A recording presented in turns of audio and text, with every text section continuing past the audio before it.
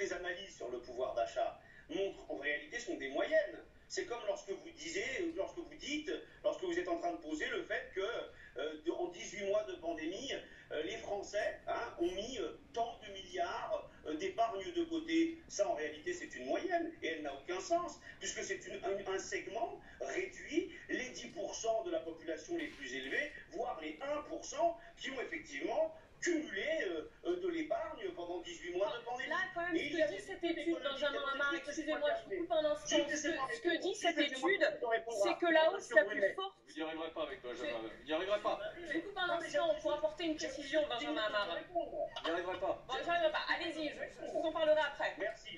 Donc, en l'occurrence, il y a des études économiques très récentes qui montrent, par exemple, que la question de l'inflation ne pèse pas de la même manière sur les épaules de tout le monde. C'est-à-dire que, par exemple, les classes populaires les moins favorisées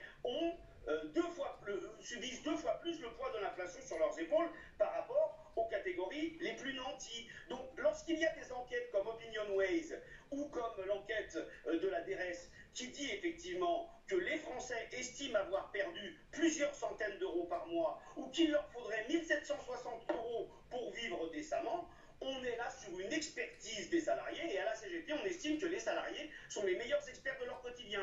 Alors, ce que dit là, cette étude, Benjamin Hamar, plus précisément, c'est que toutes les couches de population auraient gagné donc, en niveau de vie et la hausse la plus forte, on la voit apparaître là à l'écran, elle concerne les 10% de Français les moins riches. Oui, c'est ça qui est terrible. C'est ça qui est terrible dans votre raisonnement à vous. C'est que selon cette étude, encore une fois, des fonctionnaires de Bercy, 10% des ménages français les plus modestes bénéficient des gains les plus importants. Apparemment, encore une fois, c'est pas nous qui le disons, c'est les fonctionnaires de Bercy. Cette étude, elle vient de tomber, d'accord, elle vient de tomber. Donc on va la décortiquer, on va voir un petit peu, parce que si vous voulez, on a quand même un peu l'habitude quand même d'un certain nombre d'études sur commande. On sait qu'on a déjà eu des soupçons sur les chiffres proposés, par exemple, sur le chômage. Donc on va regarder ça de très très près, on va décortiquer ça de très très près, mais lorsque vous avez une inflation qui en ce moment explose, alors même que pendant la pandémie, il ne faut quand même pas oublier qu'est-ce que c'était que le quoi qu'il en coûte. Le quoi qu'il en coûte, c'est soldé pour les salariés par l'activité partielle. Et l'activité partielle, ça a été une perte de salaire. Certes, effectivement, les salariés gardaient leur emploi, mais ils perdaient une 16%, puis davantage, sur leur rémunération. Moi, je connais des tas de salariés autour de moi qui ont perdu 200, 300, 400, 500 euros par mois. On a beaucoup de salariés qui se sont retrouvés au niveau du SMIC. Voilà. Donc, je veux bien, vous savez, on peut dire, Éric Brunet, écoutez, on peut dire sur votre plateau, tout va très bien, Madame la Marquise. Non. Les Français, finalement, vivent très bien, notamment les classes populaires, les moins favorisées. Et en réalité, tout ceci serait une chimère. Écoutez, très bien.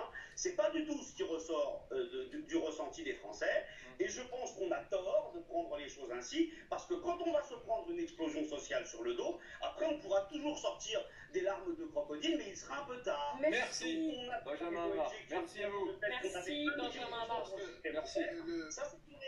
Bonne journée à vous. Une rhétorique, bonne soirée. Une rhétorique habituelle des syndicats, mais je pense que le commentaire de Rachel est très intéressant et très important. Et c'est vrai que les syndicats sont complètement presque exsangues. La CGT, c'est un malade qui s'ignore d'ailleurs, qui veut s'ignorer parce qu'ils sont dans le déni de réalité. La CFDT, c'est un peu différent, elle essaye d'exister.